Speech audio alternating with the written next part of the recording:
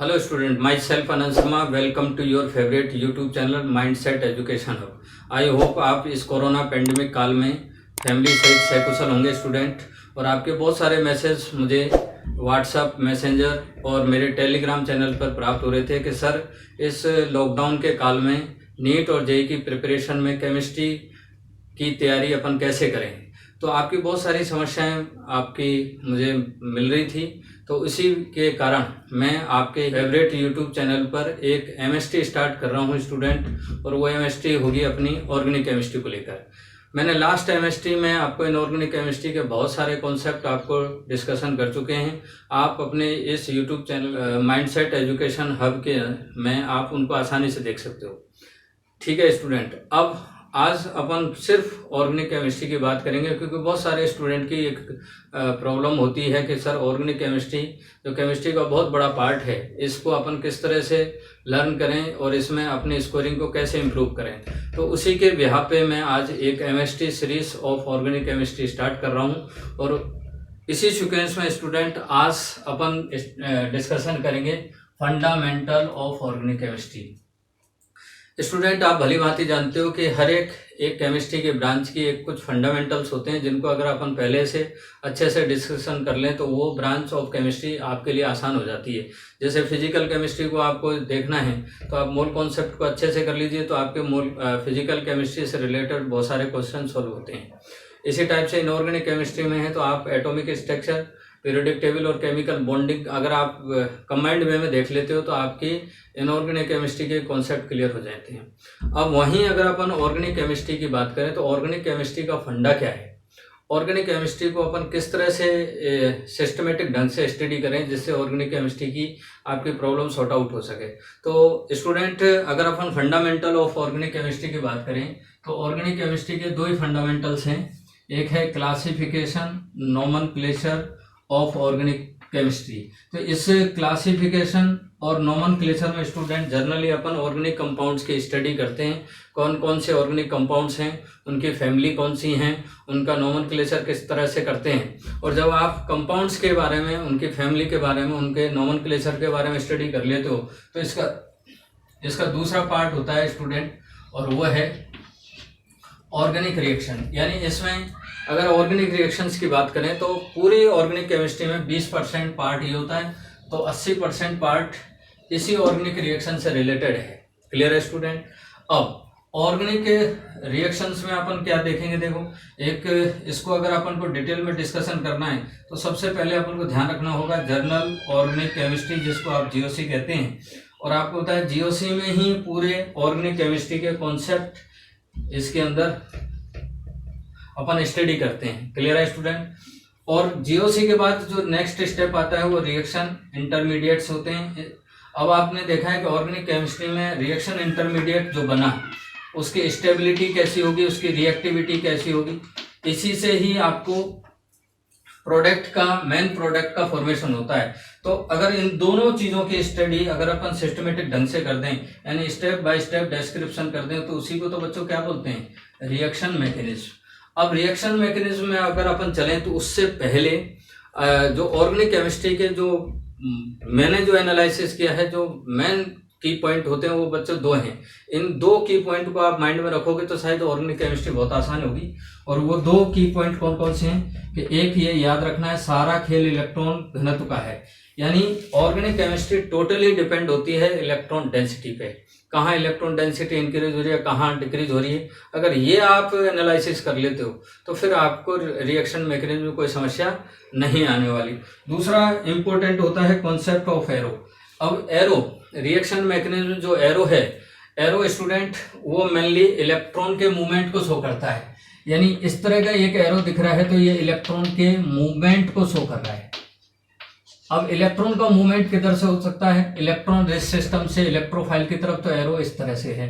एक इलेक्ट्रॉन का मूवमेंट ऐसे भी हो सकता है, लेस इलेक्ट्रोनेगेटिव से मोर इलेक्ट्रोनेगेटिव की तरफ भी इलेक्ट्रॉन का मूवमेंट हो सकता है। तो आपने ये एरो लगाना आसानी समझ लिया तो शायद आपके क्वेश्चंस ऑर्गेनिक केमिस्ट्री में सॉल्व होने लगेंगे। क्लियर है स्टूडेंट।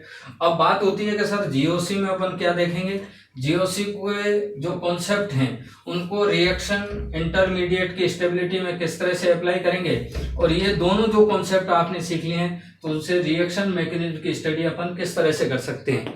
क्लियर है स्टूडेंट? तो आइए अपन देखते हैं कि जीओसी, रिएक्शन इंटरमीडिएट और रिएक्शन मैकेनिज्म में मेन पॉइंट आपको कौन कौन से ध्यान में रखने हैं, किन किन की अपन स्टडी करने वाले हैं। ठीक है स्टूडेंट? तो स्टूडेंट जीओसी में अपन कौन कौन सी चीज़ों को देखेंगे। देखो स्टूडेंट, मैंने अभी आपको बताया कि ऑर्गेनिक केमिस्ट्री का 80% पार्ट ऑर्गेनिक रिएक्शंस में होता है। इसी आउटलाइन जो एनालिसिस अपन कर रहे हैं ऑर्गेनिक रिएक्शन का, इसी से बहुत सारी प्रॉब्लम्स आपकी वैसे सॉर्ट आउट होंगी। क्लियर है स्टूडेंट? कैसे? देखो, किसी भी ऑर्गेनिक रिएक्शन में दो पार्टिसिपेट करते हैं, एक तो सबस्ट्रेट होता है और एक अटैकिंग रिएजेंट है। क्लियर है स्टूडेंट? सबस्ट्रेट हमेशा कौन सा होगा? Organic compound. क्यों? क्योंकि ऑर्गेनिक केमिस्ट्री की अपन स्टडी कर रहे हैं तो अपन रिएक्शंस किसकी पढ़ रहे हैं स्टूडेंट? ऑर्गेनिक कंपाउंड्स की। तो इसलिए अपन सबस्ट्रेट के फॉर्म में हमेशा ही कौन सा होगा? Organic compound. अटैकिंग रिएजेंट कौन सा होगा स्टूडेंट? ये ऑर्गेनिक भी हो सकता है और इनऑर्गेनिक भी हो सकता है। बोलो बात समझ आ रही कि नहीं? अटैकिंग रिएजेंट आप जानते हो एक इलेक्ट्रोफाइल होता है, एक न्यूक्लियोफाइल होता है, ये अपन आगे देखेंगे। इन सबस्ट्रेट और अटैकिंग रिएजेंट, इन दोनों को मिला के अपन टर्म देते हैं रिएक्टेंट। जो रिएक्शन में पार्टिसिपेट करता है, यानी रिएक्शन में पार्टिसिपेट कौन कर रहा है? एक सबस्ट्रेट कर रहा है, एक अटैकिंग रिएजेंट कर रहा है, तो इसको अपन बोलेंगे रिएक्टेंट। अब रिएक्टेंट में आप स्टूडेंट जानते हो भलीभांति कि ओल्ड बॉन्ड का ब्रेक होते हैं। ओल्ड बॉन्ड क्या होते हैं? ब्रेक हो रहे हैं। क्लियर है स्टूडेंट? ओल्ड बॉन्ड अगर ब्रेक होते हैं तो उससे दो प्रकार के आपके इंटरमीडिएट बनते हैं। एक इंटरमीडिएट बनता है किसके द्वारा? ट्रांजिशन स्टेट के द्वारा, अपन इसको डिटेल में देखेंगे। और दूसरा ये जाता है किसके द्वारा? रिएक्शन इंटरमीडिएट के द्वारा। अब रिएक्शन इंटरमीडिएट आप जानते हो, अगर मैं इसका होमोलाइसिस बॉन्ड फिजन करते हैं तो कार्बन फ्री रेडिकल बनता है। हेटेरोलाइटिक करते हैं तो कार्ब कैटायन बनता है और कार्बेनाइन बनता है। ये तीन जो स्पेशल इंटरमीडिएट हैं जिनकी स्टडी भी अपन को करना होता है, क्योंकि कहीं कहीं आपको बेंजाइन भी दिखाई देगा, कार्बन भी दिखाई देगा और नाइट्रीन भी दिखाई देगा। क्लियर है स्टूडेंट? अब इन इंटरमीडिएट के ब्याह पे अब क्या हो रहा है? न्यू बॉन्ड का फॉर्मेशन होगा, और न्यू बॉन्ड के फॉर्मेशन से किसका फॉर्मेशन हो रहा है स्टूडेंट? प्रोडक्ट का फॉर्मेशन हो रहा है। एक जनरल चीज है, वो क्या रहा है? सबस्ट्रेट और अटैकिंग ग्रुप एक दूसरे से रिएक्ट करते हैं, और रिएक्ट कर रहे हैं तो इसलिए इसको रिएक्टेंट बोल रहे हैं। ओल्ड बॉन्ड का फ्यूजन होता है, ओल्ड बॉन्ड ब्रेक होने की वजह से या तो ट्रांजिशन स्टेट बनती है या रिएक्शन इंटरमीडिएट बन रहे हैं। क्लियर है स्टूडेंट? ट्रांजिशन स्टेट में एक तरफ बॉन्ड बनता जाता है, दूसरी तरफ बॉन्ड ब्रेक होता जाता है। ये आप चेक करेंगे, अपन आगे डिटेल में अपन इसकी स्टडी करेंगे। और दूसरा है रिएक्शन इंटरमीडिएट। अब इनमें से क्या है? अब इनमें मिलके ही क्या बन रहा है? न्यू बॉन्ड का फॉर्मेशन हो रहा है, जिससे प्रोडक्ट बनेगा। क्लियर है? यहाँ ये भी एक इंपॉर्टेंट है, इस एरो के ऊपर ये मीडियम को रिप्रेजेंट कर रहा है, यानी अटैकिंग रिएजेंट और सब्सटेंट किस मीडियम में रिएक्ट कर रहे हैं। बोलो बात समझ आ रही? या मैं कह दूं ये रिएक्शन की कंडीशंस को रिप्रेजेंट कर रहा है, कौन सी कंडीशंस में हो रहा है। तो इसकी किसी भी रिएक्शन की कम से कम 60% इंफॉर्मेशन तो ये आपको यही दे देता है कंडीशंस किस में। क्लियर है? जैसे जैसे अपन आगे एमएसटी बनाते जाएंगे तो उसमें आपको बताते जाएंगे कि कंडीशंस में किस तरह से हेल्प करेगी रिएक्शन मैकेनिज्म को समझने के लिए। क्लियर है स्टूडेंट? अब जीओसी मेन पार्ट क्या है आपका? जीओसी। तो जीओसी में स्टूडेंट क्या हो रहा है? सबसे पहले पॉइंट क्या आएगा? बॉन्ड ब्रेक होगा, जिसको बॉन्ड क्लीवेज करें। दो टाइप का होता है, होमोलाइसिस और हेटेरोलाइसिस, आप जानते हो, जिसकी वजह से क्या बन रहे हैं? रिएक्शन इंटरमीडिएट बन रहे हैं। रिएक्शन इंटरमीडिएट कितने हैं? 5। कौन कौन से? Carbocation, carbanion, carbon free radical, benzyne, carbene और नाइट्रीन। इंटरमीडिएट जैसे बनते हैं तो फिर अपन इनकी स्टेबिलिटी चेक करते हैं, इनकी रिएक्टिविटी चेक करते हैं। स्टेबिलिटी और रिएक्टिविटी चेक करने में आपकी हेल्प करेगा कौन? Electronic displacement effect. ये बड़ा इंपॉर्टेंट है स्टूडेंट। इसी में बहुत सारे कॉन्सेप्ट आपको अपन अप्लाई करेंगे और जानेंगे कि रिएक्शन मैकेनिज्म में ये किस तरह की हेल्प करते हैं। क्लियर है स्टूडेंट? अब कौन से इलेक्ट्रॉनिक डिस्प्लेसमेंट इफेक्ट हैं?